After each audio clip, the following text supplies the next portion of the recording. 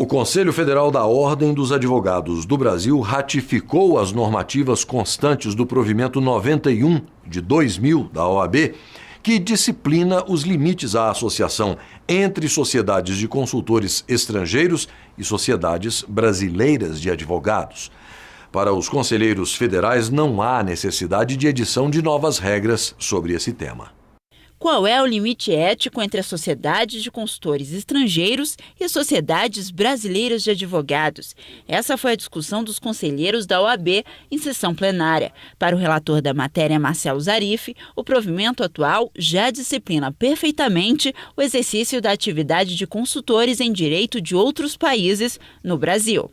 A denominação advogado somente será permitida aos inscritos na Ordem dos Advogados do Brasil na forma do artigo 3º do Estatuto da Advocacia e a partir do provimento 91/2000 do Conselho Federal da Ordem dos Advogados do Brasil, ficou definido que o profissional estrangeiro somente poderá atuar no Brasil como consultor em direito estrangeiro, devendo estar autorizado pela OAB através da respectiva seccional, sendo-lhe vedado o exercício do procuratório judicial e a consultoria ou assessoria em direito brasileiro. Os consultores em direito estrangeiro, quer as sociedades ou outra forma de união que venham a ser constituída por eles, devem obediência ao Estatuto da Advocacia, ao seu regulamento geral, ao Código de Ética e Disciplina, aos regimentos das seccionais e às resoluções e provimentos editados por nossa entidade de classe. Ao responder às perguntas da consulta, Zarif destacou que a associação desses profissionais com sociedades advocatícias brasileiras deve ocorrer sem alcançar matéria de direito brasileiro.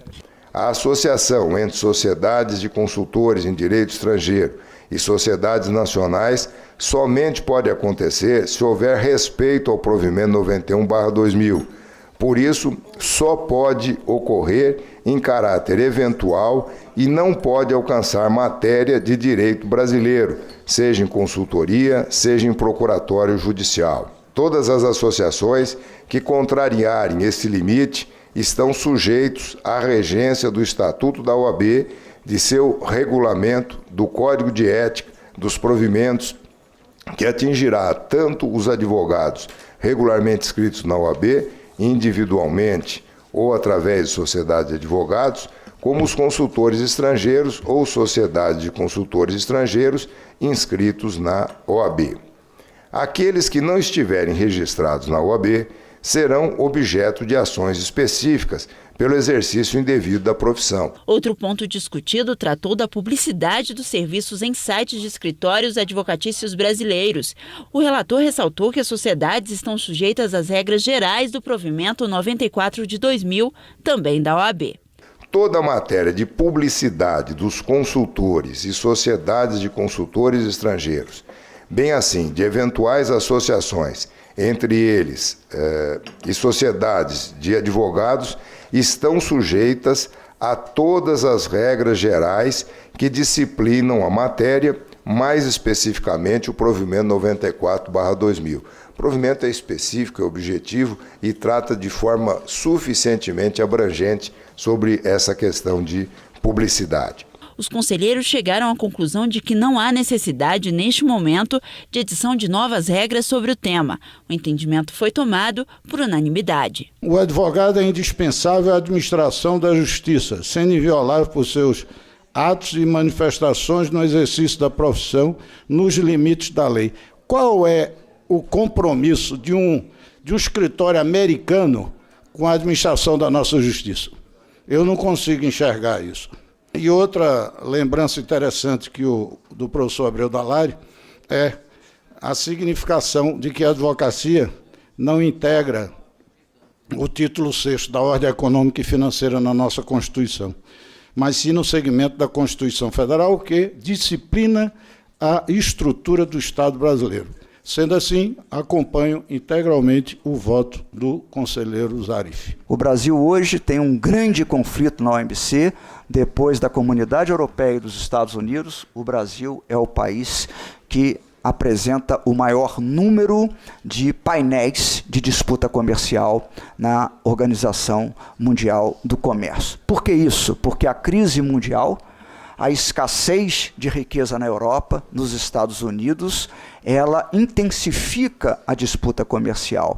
E o nosso país, portanto, no plano da advocacia, a meu ver, faz muito bem em manter as restrições. Quero dizer também que não tenho nada contra os escritórios estrangeiros. Pelo amor de Deus, creio no que estou falando. Tenho amizades mundo afora na advocacia. Aqueles que são os verdadeiros consultores em direito estrangeiro fazem um grande bem ao país, trazem oportunidade aos escritórios brasileiros, trazem investidores estrangeiros para o nosso país, abrem o nosso mercado. Mas aqueles que fazem de outro modo, a meu ver, estão sujeitos às restrições do marco regulatório da advocacia brasileira. Nós temos que manter a nossa condição de sociedade uniprofissional, não empresarial, nós não somos empresas, manter a nossa condição de sociedade empresarial para benefício em função da tributação e fazermos a fiscalização, presidente. E nesse caso, eu tenho ciência de que existem sociedades que já estão, de uma certa forma, atuando. Então, acho que seria o prazo razoável que se desse uma condição para essas sociedades se adequarem e depois, aí sim, nós partiríamos efetivamente para uma fiscalização. Fiscalização não só numa sociedade de advogados com estrangeiros, mas também para saber se escritórios estão atuando como verdadeiras empresas. Porque, embora esse conselho trabalhe para os advogados do Brasil, nós não podemos virar as costas para essa realidade. O presidente da OAB elogiou o teor dos debates e afirmou que a entidade deu um passo importante no caminho da proteção adequada da atividade profissional. É claro que uma decisão como essa não agrada a todos os envolvidos e é impossível agradar a todos os envolvidos. Nós temos que ter consciência de que o nosso patrão é o advogado brasileiro, que ele efetivamente deve ter a proteção adequada na sua atividade profissional.